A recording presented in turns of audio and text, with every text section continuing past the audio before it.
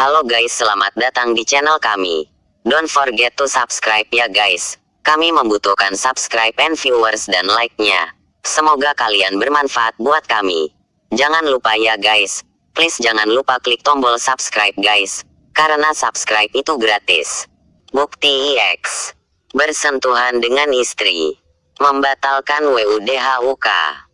Wahabi memfatwakan bahwa jika kita bersentuhan dengan istri, tidak membatalkan wudhu. Hingga pernah satu kejadian begini.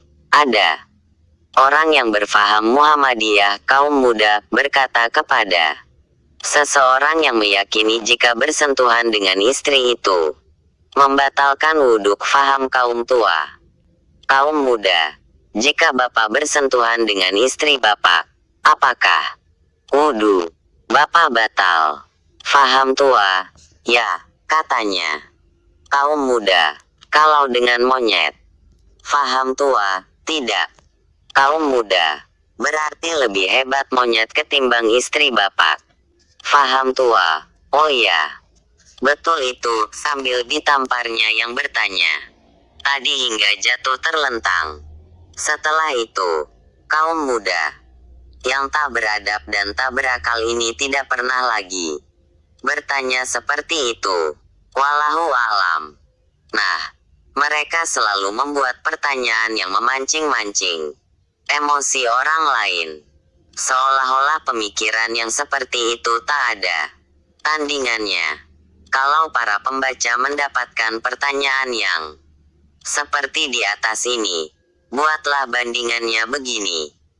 Mas, jika saya bersentuhan dengan ibumu, apakah wudhu saya batal? Kalau dia jawab batal, maka tanyakan, bagaimana jika saya bersentuhan dengan monyet, apakah wudhu saya batal? Jika dia jawab tidak, katakan, berarti lebih mulia monyet ketimbang ibumu. Bandingan kedua. Mas, jika saya membelai wajah istrimu apakah berdosa? Kalau dia jawab ya, tanyakan lagi. Kalau yang saya belai itu wajah burung hantu, apakah berdosa? Kalau dijawab tidak, katakan, berarti lebih hebat burung hantu ketimbang istrimu. Begitulah pendeknya akal mereka untuk memahami agama ini. Islam itu bukan untuk diakal-akali, tetapi Islam itu diambil dari dasar yang murni. Maka hati-hatilah jika kita berbicara. Dasar kita mengatakan batalnya wudhu jika bersentuhan dengan istri kita, yaitu surat An-Nisa ayat 43 ini. Hai orang-orang yang beriman, janganlah kamu salat sedang kamu dalam keadaan mabuk, sehingga kamu mengerti apa yang kamu ucapkan.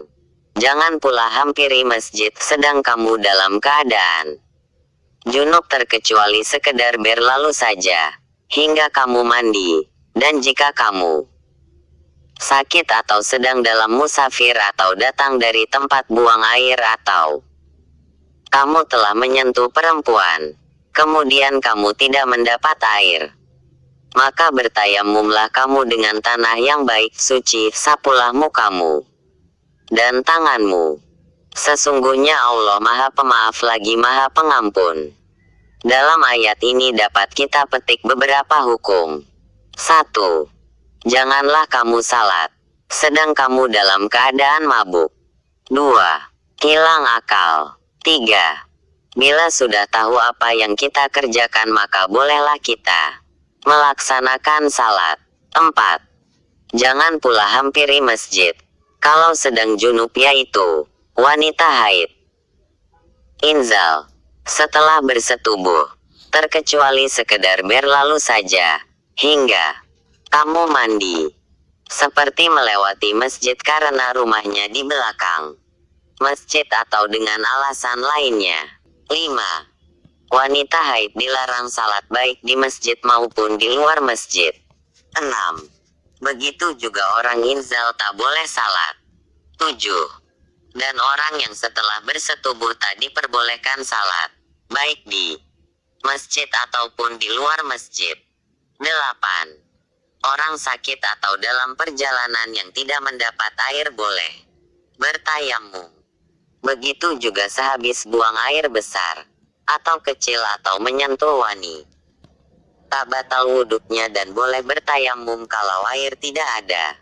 Semuanya adalah hilang akal.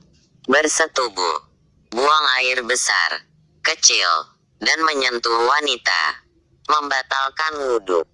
Ini dalil yang paling kuat menyatakan bahwa menyentuh wanita itu membatalkan wuduk, kecuali mahram kita, seperti ibu kita, mertua kita, adik perempuan kita dan yang lainnya yang haram kita nikah dengannya. Maka tidaklah batal wuduk jika bersentuhan dengan mereka semua. Sayangnya Wahabi memahami ayat lamastumun nisak di atas bukan bersentuhan tetapi persetubuhan. Di sini kami melihat, kalaulah diartikan menyentuh itu dengan maksud bersetubuh, maka akan timbul dua kerancuan nantinya. 1. Berarti ayat ini khusus untuk istri saja. Karena mana mungkin kita bersetubuh dengan orang lain. Kalau ada yang bilang, mungkin saja, berarti dialah tukangnya, pelakunya. 2. Maka hukum yang kedua adalah, tidak batallah wuduk bila menyentuh wanita lain. Sebab tidak ada ayat menyatakan batalnya. Apakah begitu memahamkannya? Perhatikan kalimat ayat ini. Artinya, atau kamu sentuh wanita.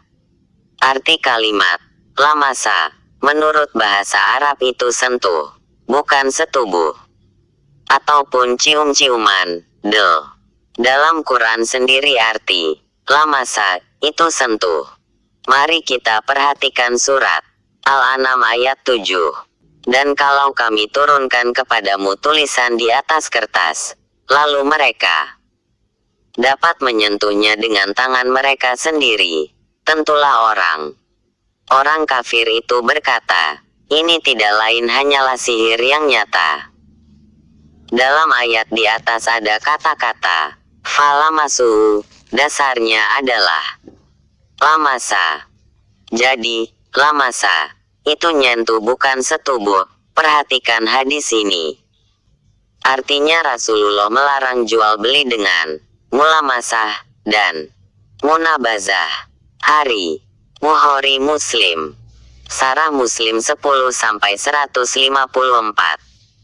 Jual beli dengan mulamasah ialah seperti berkata seseorang, apabila engkau menyentuh kainku dan aku pun menyentuh kainmu, maka terjadilah jual beli. Maka jual beli yang seperti ini dilarang. Nabi kita petik terbalik. Lihat hadits Lulu wal Marjan Z 2-150. Arti mulamasah dalam hadits ini sentuh, bukan bersetubuh. Nah, untuk keterangan lebih lanjut bahwa berentuhan dengan istri itu membatalkan wuduk, bacalah hadits di bawah ini. Perhatikan lagi hadis di bawah ini. Artinya, ciuman laki-laki atas istrinya dan menyentuh dia dengan tangannya adalah termasuk mulamasah. Maka barang siapa yang menyentuh istrinya atau menciumnya, maka wajiblah ia berwuduk. Kalau ingin sembahyang, lihat Al-Muwatta Juz 1 hal 65. Wallahu alam. Memang kita jumpai hadits yang tidak membatalkannya. Bunyi hadisnya begini. Artinya, bahwa Nabi mencium sebagian istrinya, kemudian beliau keluar, pergi sembahyang dan beliau tidak berwudu lebih dahulu. Hari Imam Ahmad dan lainnya.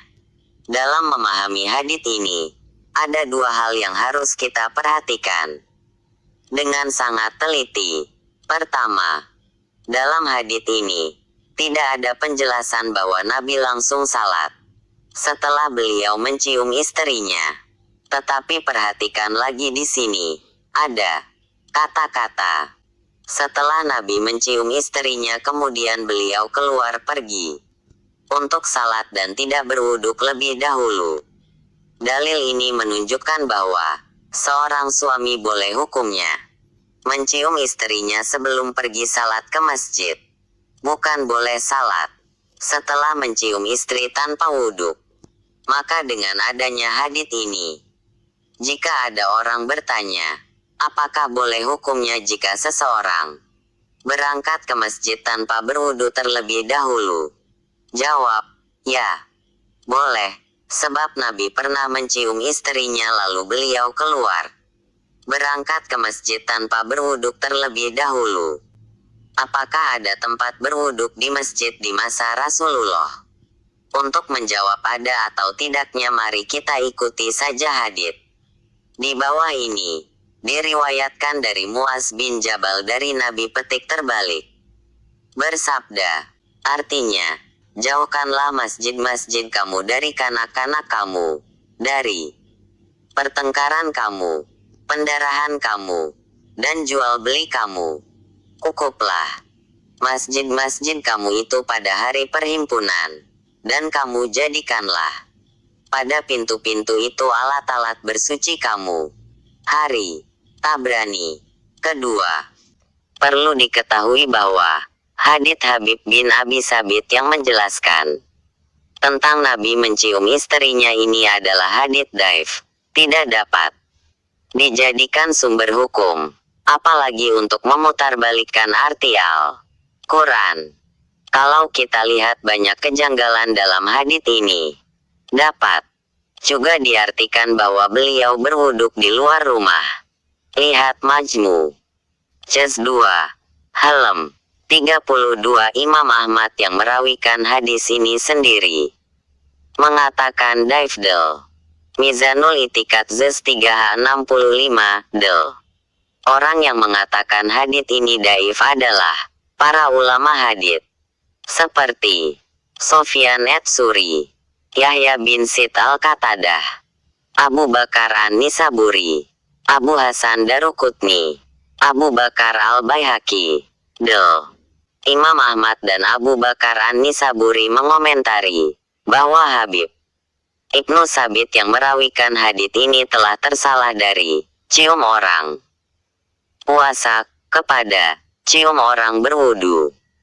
Dalam Al-Majmu, Juz 2 Hektolumen 32, diterangkan rinciannya, hingga hadits ini tidak dapat dijadikan hujah untuk mengkotak-katikkan arti ayat yang ada. Wallahu a'lam. Dalil lain yang diajukan orang yang mengatakan tidak batal wudu jika bersentuhan dengan istri adalah artinya adalah aku tidur di hadapan Rasulullah petik terbalik dan kakiku di pihak kiblat beliau. Apabila beliau sujud ditolak kakiku dengan tangannya, maka aku tarik kakiku, dan apabila ia berdiri saya luruskan kembali. Hari Bukhari Fathul Bari Juz 2 135. Dalam hadis ini, ihtimal boleh jadi langsung tanpa lapik dan boleh jadi juga beliau tolak di balik kain atau di balik kaus kaki, karena kebiasaan wanita Arab memakai kaus kaki kalau ia tidur. Jadi tidak ada dalam hadits ini dikatakan bahwa tangan Nabi dan kulit Siti Aisyah bersentuhan, yang ada bahwa beliau menolak kakinya. Hadits yang ihtimal menurut usul fikih tidak dapat dijadikan hujah dalam hukum, apalagi untuk memutar arti ayat Quran.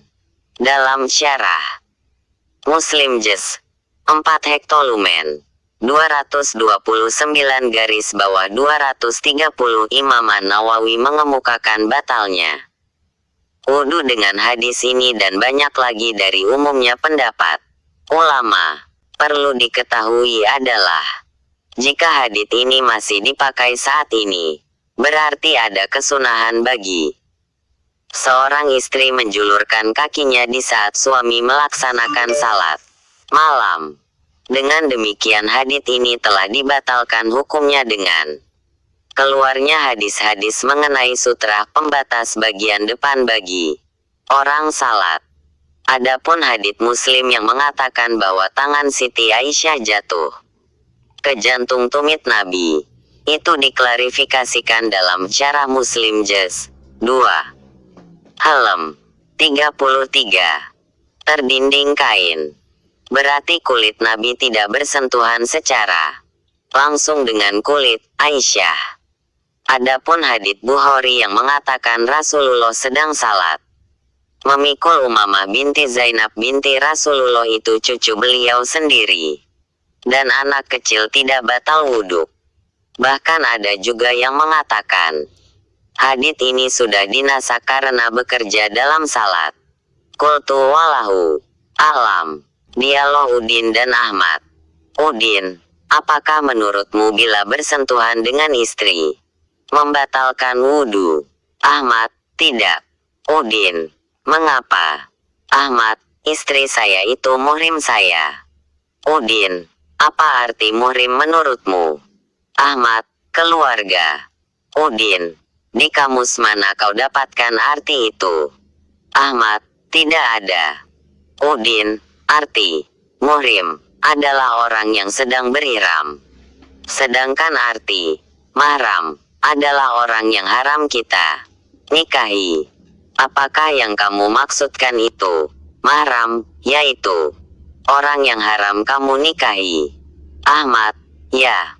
Yang ku maksud itu adalah mahram, tapi aku menyebutkannya muhrim. Udin, baiklah. Apakah istrimu itu termasuk mahrammu? Ahmad, ya. Itu mahram saya. Udin, apakah sebelumnya kamu nikah dengan istrimu itu? Ahmad, ya. Saya sudah nikah dengannya. Udin, bagaimana kamu bisa nikah dengan dia, sedangkan dia adalah mahrammu sendiri? Ahmad, maksudnya Udin, mahram itu adalah orang yang haram kamu nikahi, seperti ibumu, adikmu, dan yang lainnya. Kalau kamu katakan istrimu adalah mahrammu, berarti kamu samakan antara istrimu dengan ibumu. Ahmad, tentu tidak. Udin, berarti istrimu itu bukan mahrammu. Ternyata kamu sendiri tidak tahu mana mahram dan mana yang bukan mahram. Ahmad, baiklah. Tapi bersentuhan dengan istri itu tidak termasuk membatalkan wudhu, karena dalam surat An-Nisa ayat 43 disebutkan menyentuh wanita tidak membatalkan wudhu. Adapun kata-kata menyentuh wanita dalam ayat itu isyaratkan kepada persetubuhan, bukan persentuhan. Udin, kalau demikian coba kamu artikan maksud ayat itu. Ahmad, kalau kamu menyentuh wanita, maka berwuduklah. Maksudnya kalau kamu menyetubuhi wanita, maka wuduklah. Udin, siapa wanita yang dimaksudkan dalam ayat itu? Ahmad, istri kita. Udin, kalau demikian, berarti bersentuhan dengan wanita lain tidak batal. Ahmad, ya batal. Udin, ayat yang membatalkannya mana? Ahmad, ya surat An-Nisa ayat 43 tadi. Udin, loh. Tapi menurutmu wanita dalam ayat itu adalah istri kita. Mengapa di sini kamu katakan wanita lain? Ahmad, ya aku silap. Maksudnya wanita lain bukan istri kita. Udin, coba kamu artikan lagi ayat itu dengan pengertian yang baru. Ahmad, kalau kamu menyentuh wanita, maksudnya, kalau kamu menyetubuhi wanita, maka berwuduklah.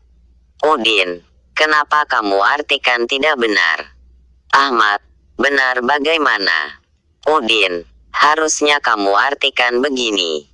Kalau kamu menyetubuhi wanita yang bukan istrimu, maka berwuduklah. Berarti Ayat ini membolehkan kita berzina. Bahkan tidak mesti mandi.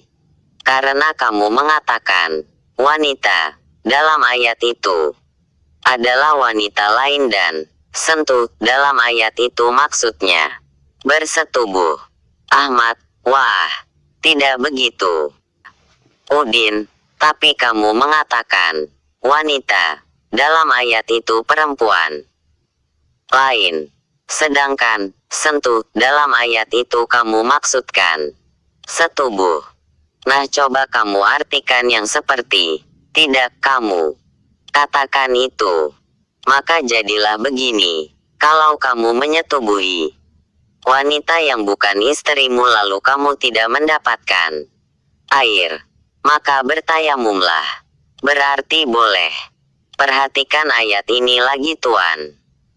Atau kamu telah menyentuh perempuan, kemudian kamu tidak mendapat air, maka bertayamumlah kamu dengan tanah yang baik suci, sapulah mukamu dan tanganmu. Sesungguhnya Allah Maha Pemaaf lagi Maha Pengampun. Perhatikan lagi. Kamu memaknakan sentuh dengan persetubuhan. Kamu juga mengatakan wanita yang ada dalam ayat itu adalah wanita lain bukan istri kita. Maka jadilah artinya begini.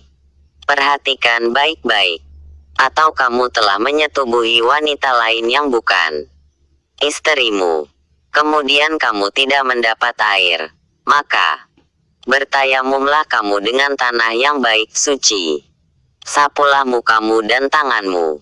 Sesungguhnya Allah Maha Pemaaf lagi Maha Pengampun. Masya Allah. Ini ajaran Yahudi. Nauzubillah min zalik. Makanya pikirkan dulu sebelum bercakap tuan Yahud. Ahmad, kalau makna wanita itu adalah istri, bagaimana? Udin, berarti arti ayat itu jadinya begini. Kalau kamu menyetubuhi istri kamu, maka berwuduklah. Berarti, menyetubuhi istri tidak wajib mandi, cukup berwudu saja. Dan juga menyentuh atau berzina tidak batal. Begitulah kalau kamu mengartikan bersentuh itu sebagai persetubuhan, maka akan menimbulkan sekian banyak kerancuan jadinya. Kesimpulannya adalah bersentuhan dengan istri itu membatalkan wudhu. Wallahu a'lam. Dan malaikat-malaikat mendoakan salah seorang kamu selama ia pada tempat duduk yang telah sembahyang ia padanya. Kata malaikat, ya Allah rahmatilah dia. Ya Allah ampunkanlah dia. Ya Allah berilah taubat kepadanya. Yang demikian itu. Terima kasih ya guys sudah mengunjungi channel kami dan menonton sampai akhir video. And don't forget to subscribe. Semoga video ini bermanfaat. Jangan lupa ya guys. Please jangan lupa klik tombol subscribe guys. Karena subscribe itu gratis. Dan semoga yang sudah subscribe selalu mendapatkan rezeki yang berlimpah.